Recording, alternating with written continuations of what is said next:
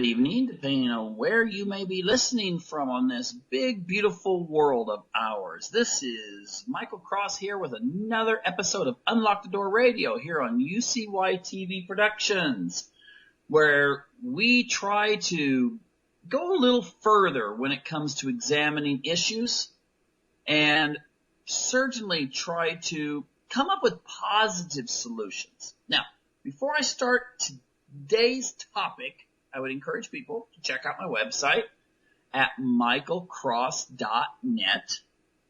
And if you want, check out some of our past shows at Michael Cross on YouTube. And please subscribe while you're there so you can keep up on new shows and new guests and so forth. Anyway, as promised, I said something was going to be stimulating and I'm going to say positive today.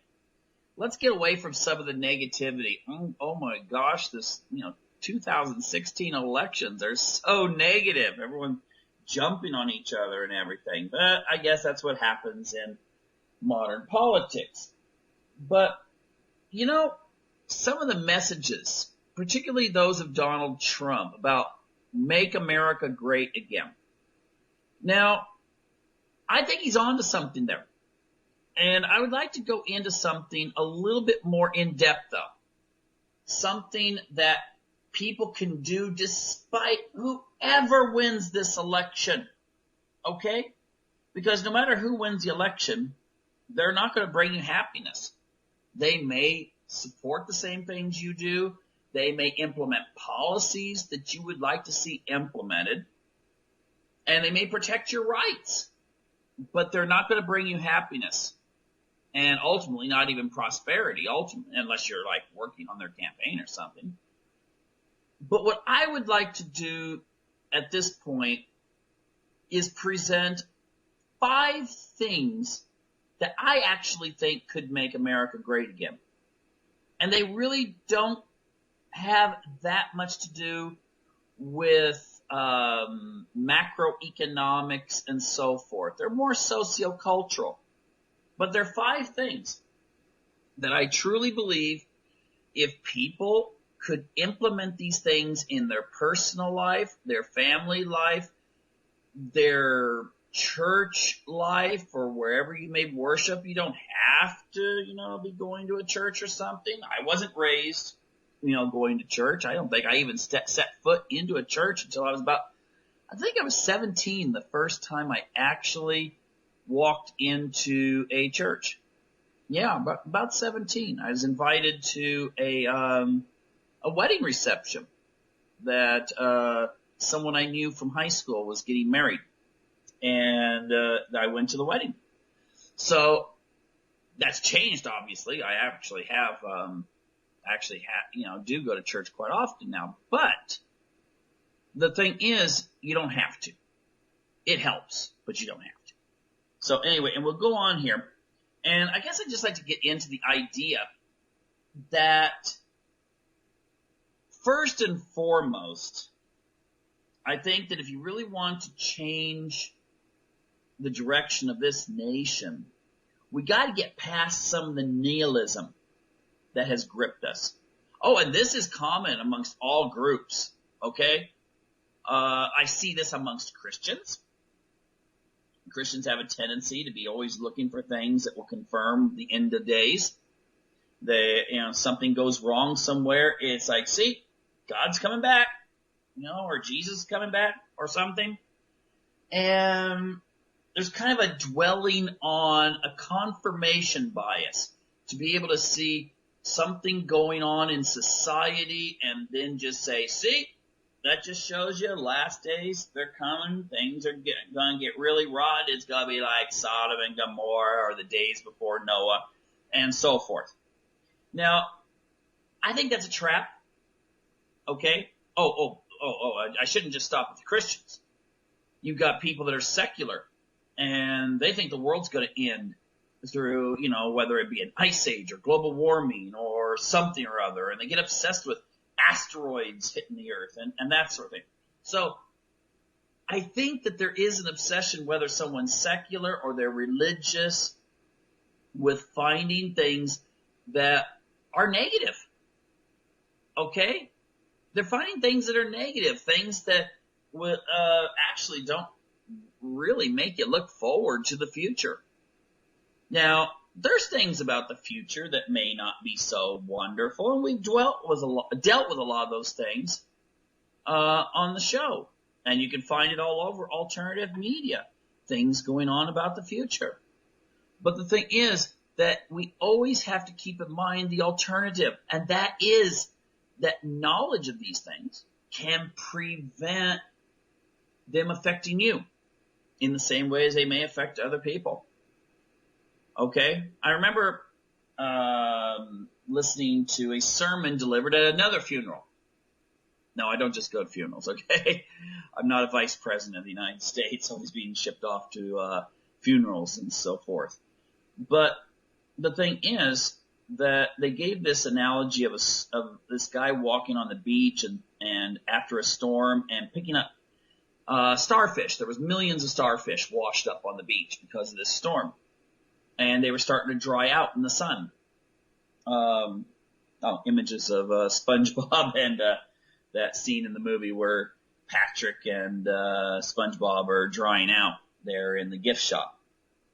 So anyway, though, this person's throwing the starfish back in, and someone walks by and says, "Look, hey, what difference does it make? Look how, you're not going to be able to get all those starfish back into the water so they'll live."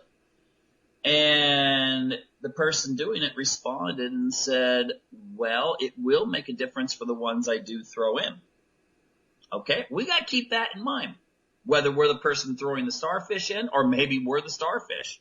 Oh, that's getting philosophical there. But anyway, let's not get into that. So I think we need to have our first priority, our very first.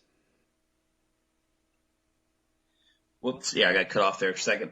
Our first priority has to be, number one, adopt a positive attitude towards the future. And promote that within yourself, your family, your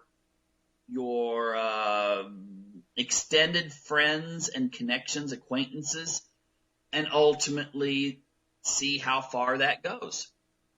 I will say this. I once heard this thing said that you're no more than 8 people away from knowing anyone on earth. And of course, at first I was like, what? And I started calculating it out and checking it out, and that's actually true. For the most part, you're about 8 people away from knowing someone on earth. So you know someone who knows someone who knows someone. So that, your attitude can go to one person, then to another, and then to another, because you could affect the way they think or the way that they perceive life.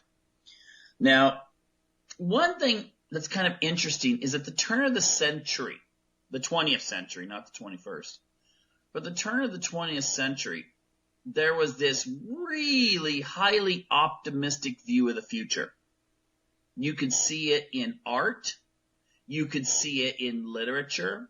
You could see it in just everyone's attitude of where we were going. It was this kind of positivistic, the future's going to be grand, and kind of like some sort of like science fiction, metropolis, but in a good way, sort of society.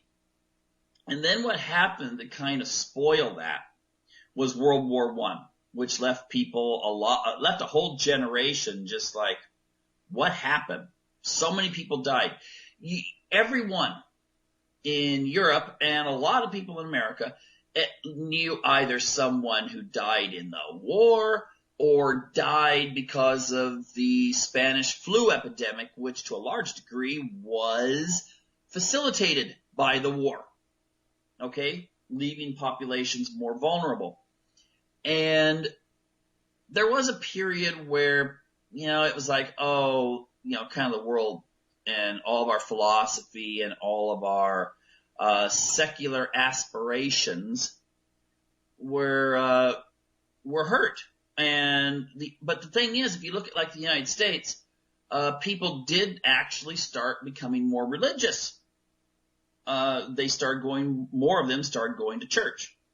Now, what would happen though is as the society got wealthier, then this always happens. People get, comfortable, and then they start kind of wanting to do things that have nothing to do with spirituality and so forth. And the irony was you started seeing a lot of social breakdown that we would associate with more, quote, modern times was taking place in the 1920s. There was people starting to question, people starting to undercut aspects of morality, shared morality, and views of the family and so forth. But then when the Depression hit, people didn't have enough time to be worried about those things. Okay? Worrying about higher reasoning and philosophy and so forth is usually something you can do when you are comfortable. Okay? If you're starving and you're out there, you've got a river and you've got to catch a fish, you're not really so worried about looking around and noticing how gorgeous a day it is unless you catch the fish. So it's only when we actually are comfortable that we can start thinking about such things as aesthetics and also philosophy and those kinds of questions. But then what happened was the war took place, World War II, and this devastated, even more so than World War I, Europe. And there was a sense that people could pull together and create kind of a globalistic ideal and never have war again. Of course, those hopes were dashed as time went on, but at least there was some idealism. That's where we had such things. And I'm not saying these were all necessarily positive and wonderful. I'm not saying they were all negative and disastrous, but we had a lot of things like the trade agreements and international bodies that came out of Bretton Woods and so forth. And there was a sense that maybe things could get better after the war, after you saw a defeat of the Nazis and the Imperial Japanese and so forth. And maybe that could be that period of the 1950s where people, even though they were kind of worried about maybe a nuclear war or something, there was this still an undercurrent that the world was going to be better. Okay? Science fiction movies were divided between disaster movies of the future, aliens, stuff like that, or like these images of this future that was going to be fantastic and wonderful, and everyone's going to be walking around like in white robes and having time to philosophize and not have to worry about work and stuff like that. Okay? This, the utopia type attitude. And I have to say that when you have a shared sense of positive future destiny, it facilitates such things as people wanting to have children. I know so many people, ever since I was in college, I'm not going to have kids because who would bring kids into such a horrible world? And they have this like nihilistic concept that things are bad. And that, I think, to a large degree, just is a self-fulfilling prophecy. Okay? You can't be looking at everything that's going to go wrong. I don't care if you're talking about some preacher in a pulpit or someone out there going, oh my gosh, global warming's going to wipe us all out. Okay? The thing is that if we get so caught up in worrying about the future, and most of the time those worries are not really justified. I mean, I knew people that thought, back in the 1980s, I think we'll make it to about 2000 and then, world's going to kind of end. And, if they were secular, they were like, okay, we'll kind of be like scratching out of an existence, kind of a road warrior type thing. Or if they're religious, Jesus was going to come back. Well, you know what? It's 2016 and things have not gotten bad, really bad in a sense that, we don't have the road warrior or days of tribulation sort of scenario yet. Okay? And even if we were, if you go to like places where they have a lot of problems in this world, and I've been to some of them, people can still be happy and still bring forth families and have joy and so forth. And, I'm not saying that, the whole life of Brian, where he's up there nailed to the cross and he's going, they're singing Look on the Bright Side of Life. It doesn't have to be that kind of rose-colored glasses sort of thing. But a lot of what you're going to have in the future is what you make of it. And if you just sit back and like give up, there's other people that aren't going to give up and they'll have a better future than you. If you don't have a family because you're like, oh, who would bring a life into this world today? Someone else is going to have a family and they'll just pass their genes on. And when you're sitting there old and on the porch and nothing's happening, the world's not ended yet, they'll be out there, playing with their grandkids, okay, and having a good time. So you got to think in that sense.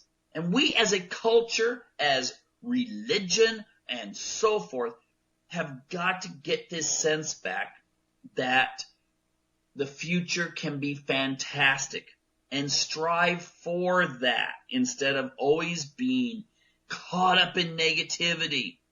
All right?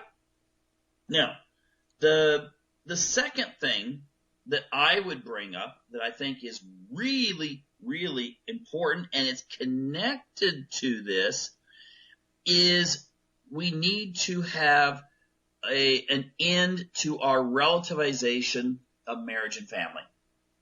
Okay?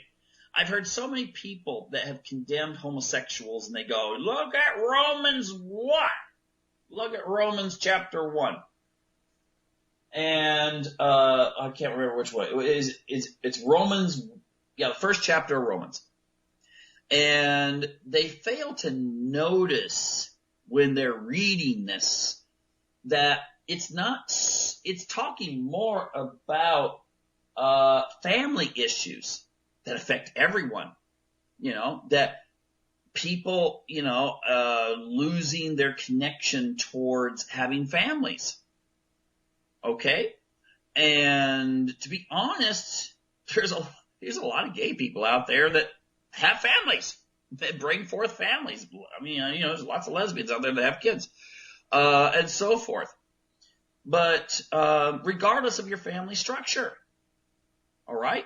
Regardless of family structure, the thing is that we should stop relativizing our goals when it comes to family. We need to be instilling the idea that marriage is a great thing. Okay? We need to instill in people that having children is not so much something we should see as a overwhelming obstacle, either from the side of, oh my gosh, what if I mess up with my kids? How can I live with myself? And then they don't even have any kids. Or if they do have kids, they become neurotic every time the kid says or does something. Not realizing a lot of how a kid is going to act. It's going to be based on genetics. It's not really going to be, the parent does not mold a kid. Okay? There are things you can instill. You can instill values. You can instill beliefs and so forth. But the kid's personality, sorry, it's DNA. Okay? For the most part, it's DNA. So again, you can give values, but if that kid is rebellious, you better give them values that they'll use their rebellion for good things, because you're not going to change your kid. Sorry, that's just the way it is. Anyway, I don't want to get into a biology or psychology discussion, but you got that kind of people, or the people that just don't have any children because they're like, oh, I would feel so bad if I had children because then everything they did, I would be like, oh, and that sort of thing. And the same applies to marriage. I'm not even going to talk about, whether it's gay, straight, whatever. In this context, it takes in everybody. People that are like, oh my gosh, I can't settle down because I'm so scared. My parents divorced. I've seen so many people divorce. I've seen all these, people that used to love each other, hate each other, and that sort of thing. You know what? I've known people that were close to divorce, and they were hating each other, and someone said something about, well, why don't you try loving each other again? And they're like, yeah, right.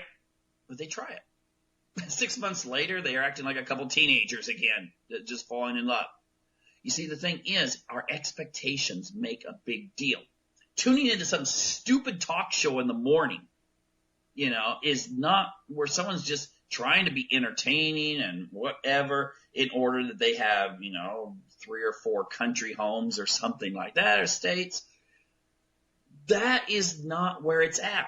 We've got to get back to this idea of commitment, that we can look at another person and say, this person is who I would like to share my life with. We don't agree with each other on everything. You don't have to agree with each other. If you want that, wait a few years, you can clone yourself and marry yourself. Okay, that'll add a whole new perspective to gay marriage. Okay, you can marry yourself. No one wants to marry themselves. Okay, unless they're really super, super, super malignant narcissist, they don't want to marry themselves. We find someone that we want to share life with. And for people to sit back and like, well, I just don't have time, or I want to be married, but I'm looking for Mr. or Mrs. Right and perfect and all these things, and because I'm so scared, and maybe we should just live together until one of us irritates the other, then we break up and we'll find someone else to live together with, and we'll irritate each other and break up and that sort of thing. That is not the hallmarks or foundations of a successful society. Okay? And I think it's so ironic that I do hear people out there who do jump on gay marriage, and yet they've had 4 and 5 divorces. Okay? Or their family life is miserable. They hate their husband. They hate their wife. Notice the irony there? So right now, I'm just saying, I don't care who you're married to. Just, we got to get past this whole relativizing of marriage. And we got to get past seeing children as obstacles. Because if we see them as obstacles to our happiness, or we see all the problems associated with children, then we don't have children, and we just die out as a culture. And maybe some other culture that has a better way of looking at family and children will just replace us. And that could be at a family basis, or it could be at a community or country-wide basis. Okay? I mean, modern society, people just, the marriage rates, it's at its lowest it ever has been. The birth rate in pretty much all of Western society is lower than it ever has been. And, people will say, well, who can afford it now? Who can afford it? Look at your great-grandparents. They had nothing compared to what you have today when it comes to creature comforts. And yet, they didn't have this sense that every kid has to have their own room, their own TV, their own computer, their own iPhone. Oh, it has to be the new iPhone. It couldn't be the other one, and all these other things. Okay? I've seen some of the best kids come out of families where you had 2 or 3 kids sharing a big room together. Okay? It didn't emotionally stunt them. In fact, those are the kids that don't suddenly have someone, the kids that were in World War II, the ones that stormed the beach, they came from families like that. Nowadays, we raise 1 kid or 2 kids, we give them everything they want, and then we get surprised when they get to college and they're calling every other hour going, Mom, I don't know what class should I sign up for? And my professor, he said something that really hurt me. Okay? I mean, you got Barack Obama going to a university and lecturing them on, hey, challenge people when they say something. Don't try to ban it because it hurts you. We have to have freedom of speech and expression and so forth. We get rid of freedom of speech and expression, well, we'll be like a lot of other countries in the world right now where we say, oh, they're the bad guys. Well, do we want to be that way? But that's a big one there. I think we should discourage divorce. I think our laws in America, could learn a lot from the laws in Scandinavia. Now, I'm not saying that their divorce rate is all that much better. In fact, in many cases, people live together, and statistically, they're not counted as divorces when they do break up, as opposed to the United States, where a lot more people do actually still get married and then break up later on. But the thing is, we should be discouraging that. We should, in the United States, we should be, when things do go wrong, then shared custody of the kids. Don't make it a big family court legal battle. They don't have that so much in Scandinavia. We should follow their example right now. Other things, I know there's some states that require counseling before you can get a divorce.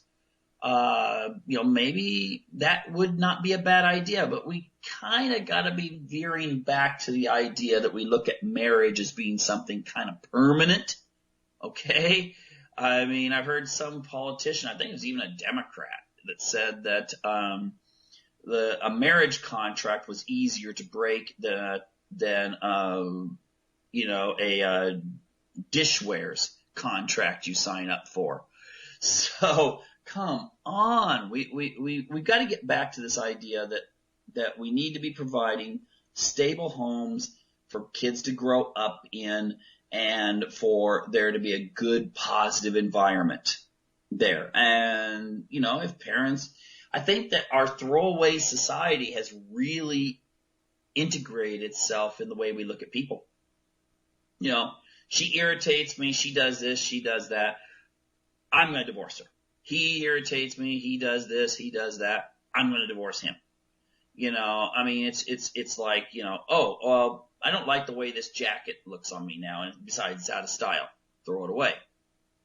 Okay? I mean, come on. That's not the way for a successful society. So I'd say number two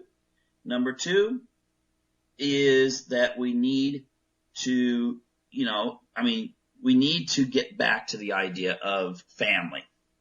Okay? And again, you got kids. We got to get back into that. I don't care. I'm not going to argue family structure or anything like that. You got kids, raise them with these kinds of values. Okay? And 3, education. Wow. Now there's a big one. I was once in a classroom, and this is years and years ago. A student made a comment that they only wanted to learn what they needed to learn. And I'll never forget that. Okay? That was like back in 1989. And, I only need to learn what I need to, I'll only learn what I need to learn. We can't just keep education at this level of learn this and then just forget it. Okay? We should instill that notion that learning in and of itself is a goal. Okay? Learning helps us understand society. It helps us integrate into the democratic foundations of Western civilization. And, when I see Mark Dice out there interviewing people on the street, and oh my gosh, and I realized that if I went out and did the same thing, because I've kind of experimented with stuff like that I would get similar answers. Then I realized that, things could be better. But I think what really it boils down to is, first and foremost, you could be going to the worst school in the worst community in America, and you could still wind up being successful, and you can still learn. A lot of it is going to be, not a lot of it, most of it's going to be based on how your parents have instilled values into you in regards to learning. I once heard that in the old days, Jewish people used to put honey on their scriptures and books, and then ask the kids, why do we do this?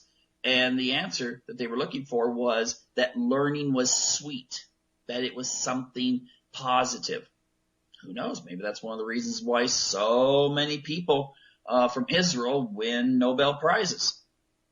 But the thing is, we really should instill that in our families, whoever we are, whatever ethnic group we are, whatever social strata we are in. We cannot be, you watch children's TV. I'd actually discourage people from letting their kids watch children's TV, but I would actually say you should just go onto the internet and find like the old classic cartoons and show your kids those. You know, the stuff that came out before 1970. Because most of the stuff that came out after that is just like, oh, I don't know. It just, I'm not being one of those, yeah, back in my day, you know, that sort of thing. But it just seemed to be more artistic and more for fun, rather than being some sort of fluffy thing put together to sell a toy. Okay? So the thing is that a lot of children's TV today, you know, you make fun of authority figures, you make fun of parents, you make fun of teachers. Is that really a good thing, though? Is it really a good thing?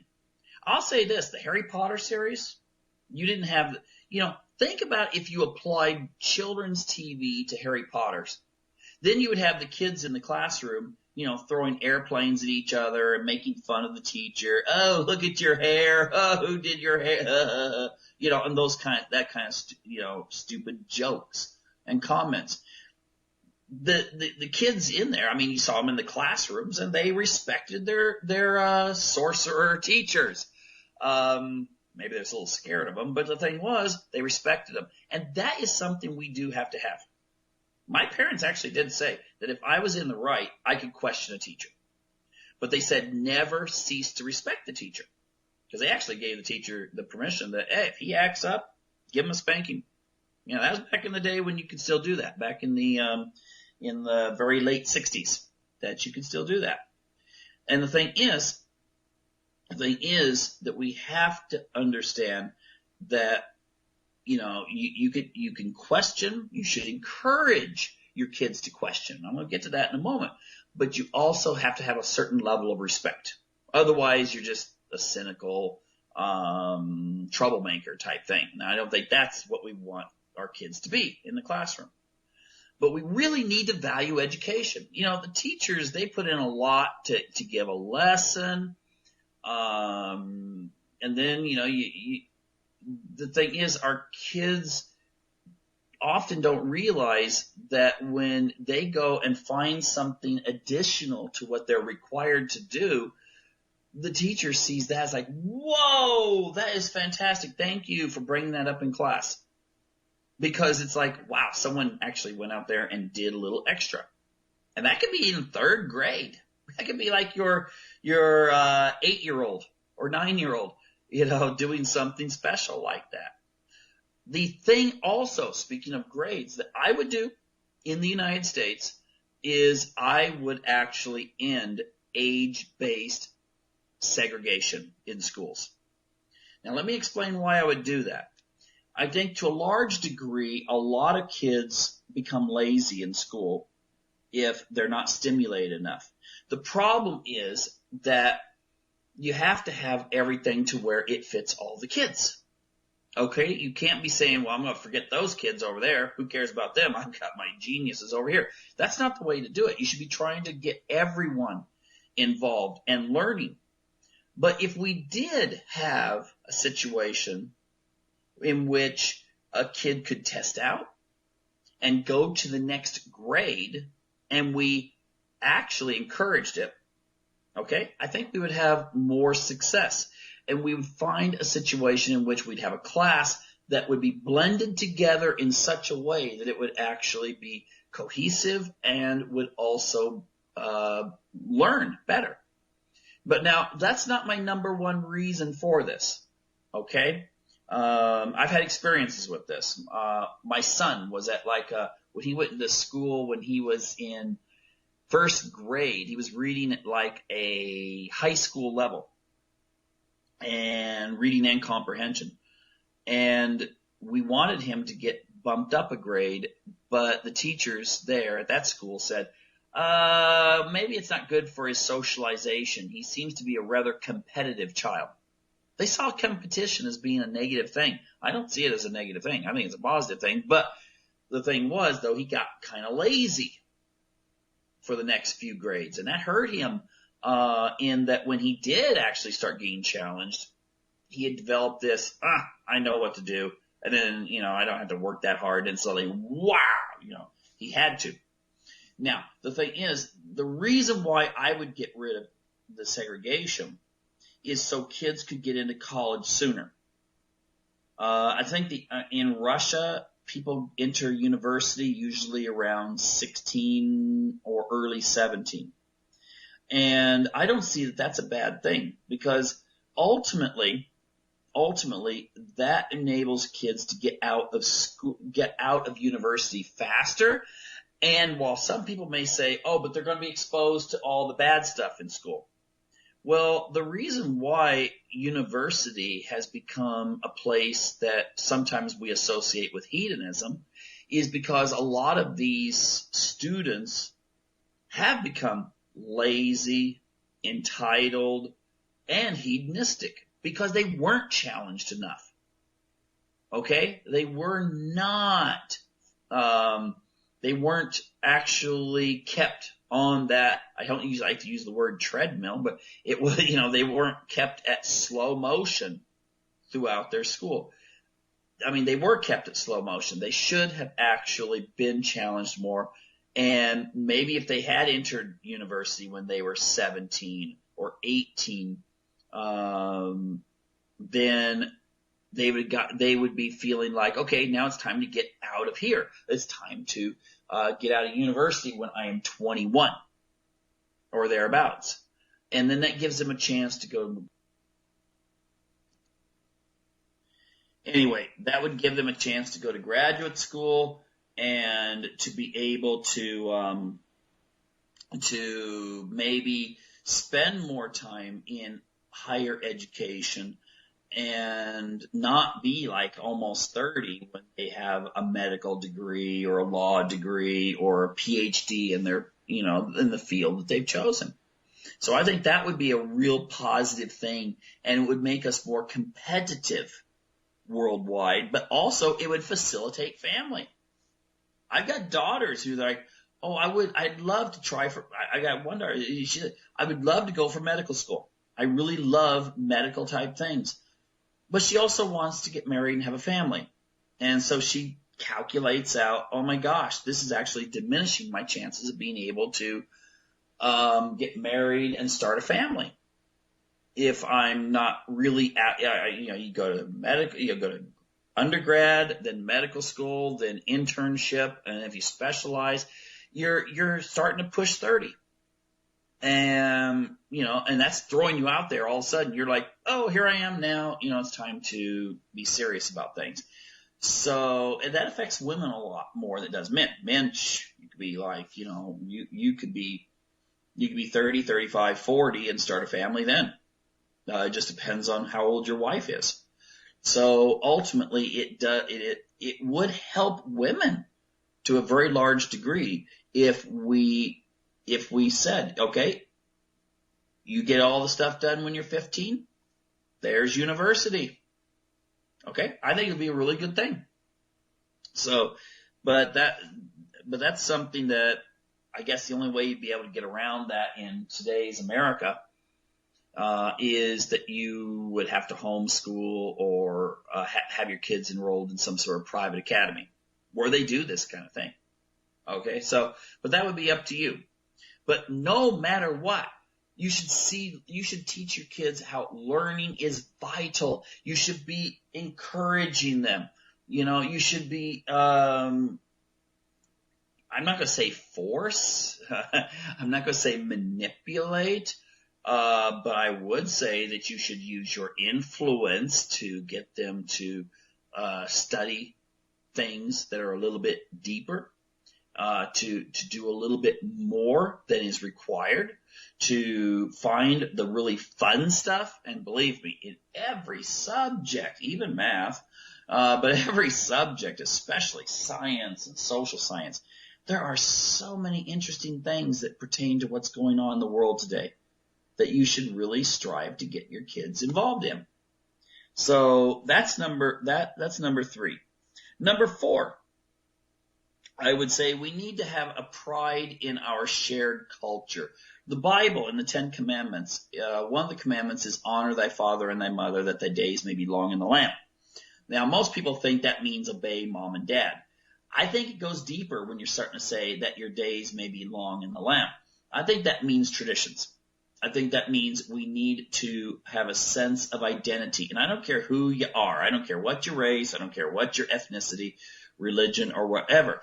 This is going to, if you have the pride in who you are and you feel that you have this shared destiny and you've got all these wonderful things about the way people are in your particular culture or subculture, then it's going to make it more cohesive, and it's going to make, you're not going to have this, oh, the world's this, and I don't know what to do. I feel kind of blah. Okay? You will have a sense that at least there's something there that's bigger than you. Okay? And I really do think that it's important that we do maintain these shared cultures. Now, I will say this, though, about the United States. If you think about it, someone posed this question to me the other day. What's unique about American culture? You can start looking at certain things, Halloween comes from Ireland. Our Christmas traditions are ultimately Roman paganism, but then it got fused with Christianity and so forth, and it went into Germany, and of course most of our traditions are German when it comes to Christmas. St. Patrick's Day is Irish. Valentine's Day is ultimately Roman. Has nothing to do with lovers, right? It had to do with a very interesting pagan holiday, Lupercalia. The thing is that what is it that makes America America? What is it that's unique? And I'll tell you what I think it is that's unique. It's our attitude of the role of the individual in regards to society. That is what makes America unique. We don't have this sense that our rights come from a king or come from a parliament. We have a sense that a government is there to ensure our rights are insured. Okay? Now, you're probably thinking, well, what's the difference there? The difference is everything. The difference is America was founded as the New Atlantis. It was founded by individuals who wanted to do this social experiment where you could bring people of different backgrounds. At that time, of course, it was mostly Northern European, but it did include Catholics, and there was Protestants, and there was Quakers, and there was Congregationalists, and all these kinds of people. But the idea would be that there'd be a shared ideal. And that is what makes American culture unique. And that's why it's so hard to talk to someone in Europe about why Americans like to have, own a gun. Or why Americans feel that taxes are oppressive. Or why Americans feel that if they don't like a law, they're going to find a way to get around it. Okay?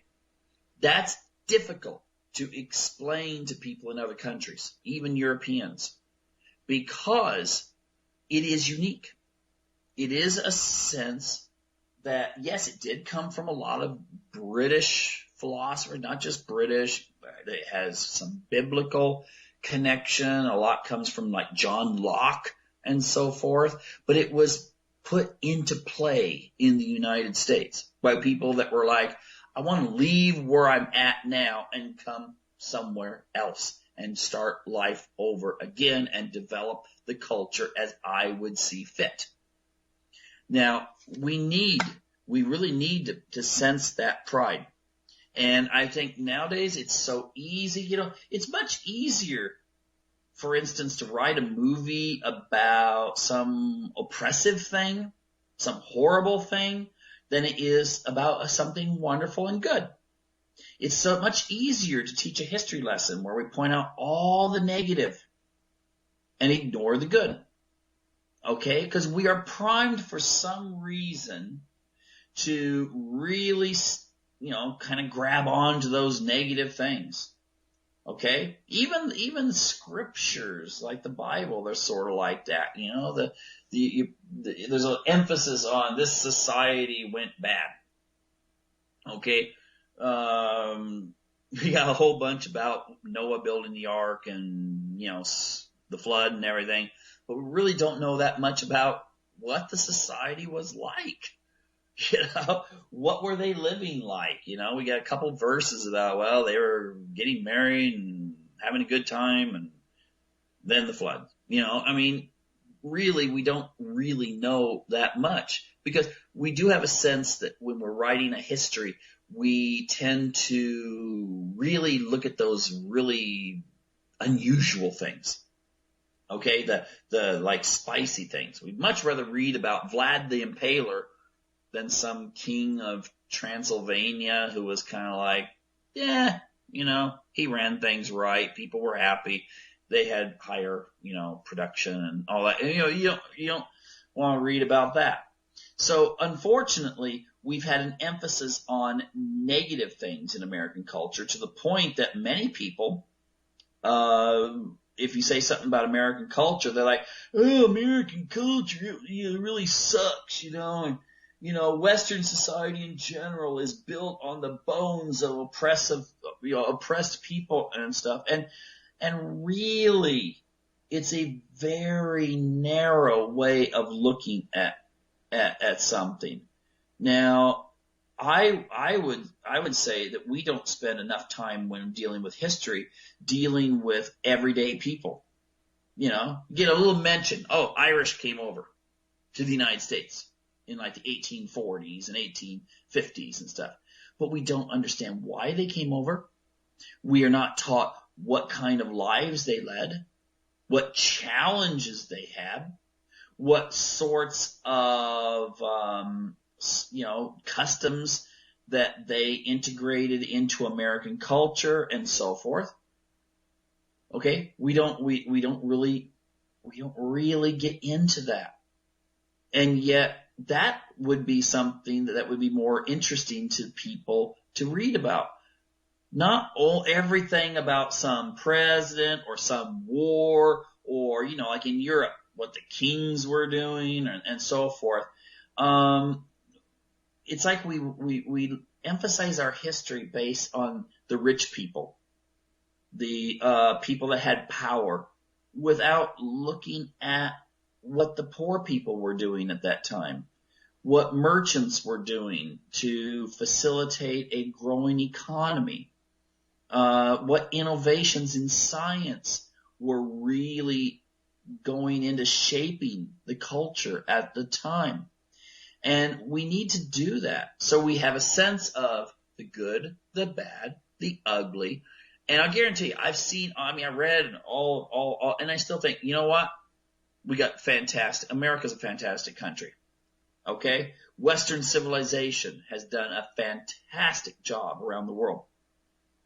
Yes, there's been things that have been bad, but it was the foundations of these societies that enabled them to correct the bad stuff, to be able to say, okay, we shouldn't do this, and change. But nowadays, instead, we have this kind of sense of that's promoted that, oh, you should feel ashamed of this, and you should feel ashamed of that, and you should feel ashamed of this, and you should feel guilt and guilt and guilt and guilt for things. What? Your ancestors didn't probably do those things, but yet you should feel guilty for it. Okay? Should an average British person feel guilty for the opium trade that was taking place during the empire, the days of the empire in Asia? Are they living in a big mansion because of it? Think about that. Why should they feel bad about that? A person, I can name a whole bunch of other, instances. The thing that we should look at is that, whether it's an individual, whether it's a society, whether it's a country, there's good, there's bad. And we can't just sit there and emphasize the negative. It goes back to, these debates have been going on ever since Greek days. When Greece was in its golden age, there were those who said that, like Plato, that we should emphasize the virtues of the state so that people will have respect for the state and feel that, kind of this, high school pep rally, we're number one, we're number one. I wouldn't necessarily go that far. That's one form of patriotism that I think hinders us to a large degree. But I think we could actually do more to look upon, the specialness and the uniqueness and the value of our nation. Okay? Now, and I don't mean just, United States. I don't care where you're listening from. You're listening from Russia. You're listening from Egypt. You're listening from Argentina. The same goes for, your society as well. Okay? And, people should, it's just like your home. You feel good about your home. You should, at least. And, person down the street, maybe he has a different looking home and they do different things. You don't have to downgrade him and his family and his home, but you don't have to look at yourself and go, oh, I'm just not as good as them. No, you should not do that. Just because your neighbor loves football and you hate it doesn't mean you're wrong, doesn't mean he's wrong. It just means you're different. Okay? Now, the other thing I would throw in is we should be really, really, really, really, really, and I'll say this again, really careful of our entertainment. And the entertainment that we let our family, our children be exposed to. I'm not going to go into children's TV right now or anything like that, but now you think about this. Shouldn't we, since we're taking something into our brains, which will then be integrated into our minds and ultimately our behavior and ideals, shouldn't we be as concerned about where that can take us as we are when we eat food? You don't open the refrigerator and find something that's rotten and go, oh, wow, maybe I should just go ahead and eat this. Because you know what? You're going to get really sick. So you know better than that. Your body is designed to where it can detect that and say, ooh, I don't want that. Okay? That's why things smell bad. And that's our olfactory nerves, signaling the brain going, danger, danger, do not eat that. Okay? And sure, I mean, if you take a look at maybe well, I'm gonna go on. I was gonna give a really horrible example there, but I was gonna say actually, you find something that might actually be something that could be nutritious, but we're still turned away from it.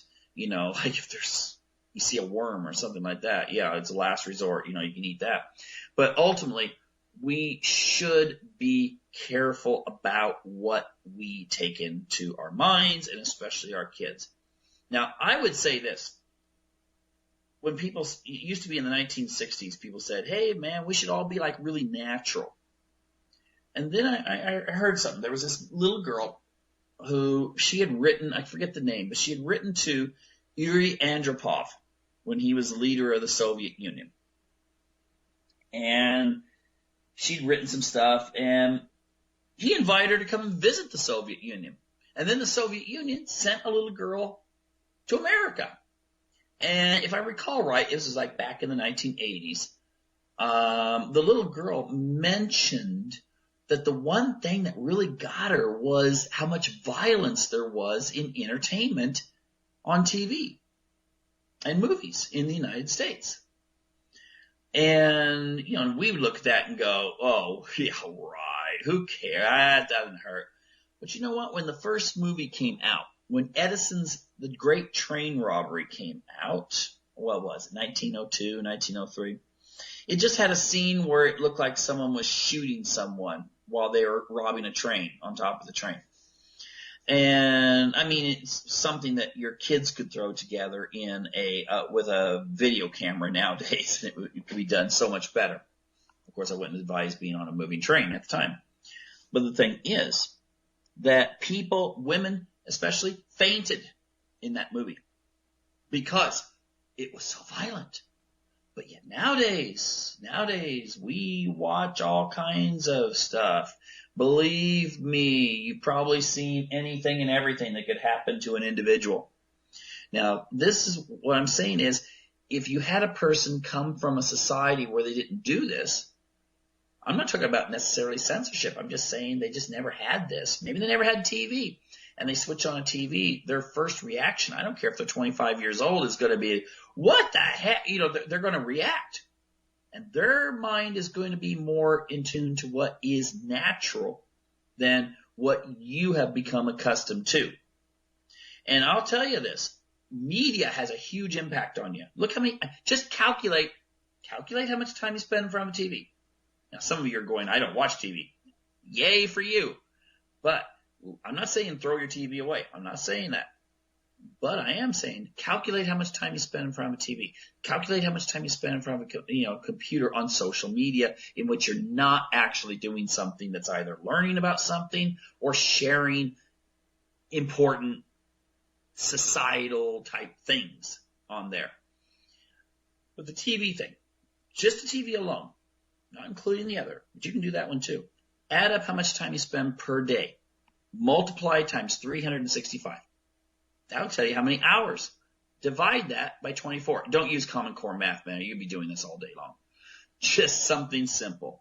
If you spend 3 hours a day watching TV, on average, some days maybe a little bit more, some days a little bit less. But if you can figure you spend 3 hours a day watching TV, multiply that times 365, and then divide by, okay, how is that going to go? It's going to be, did I say that right? That'll give you how many hours per year. Then divide by 24. That'll give you how many days you spend watching TV per year. Days. Like, as in, if you sit there like, the character Alex, on Clockwork Orange with your eyes wired open and having to watch something on a screen, 24 hours a day. And that could give you, a sense of how much impact does that have on you. It's got to have a lot of impact. Maybe our entertainment should be something that we reevaluate and then take a look at just, where we should be going with it. What should we be doing? I personally think anything that really denigrates traditional culture, traditional family, traditional senses of treating each other right and the value of human life, no matter what that person's life is. If it downgrades spirituality, mocks religion, I don't care what the religion is, I think you might want to take a look at whether you should be watching it. And if more people would just turn it off, what would happen in society? I think society would change big time. I think we would see a lot of positive changes. I think you'd find a situation in which people would be more natural. Yeah. Yeah. And again, I'm not trying to say, let's all go back and wear tie-dye t-shirts and, that sort of thing, but it sure would beat where we're at today, wouldn't it? Anyway, that's all I want to say. 5 things a person, we can do to really truly make America great again.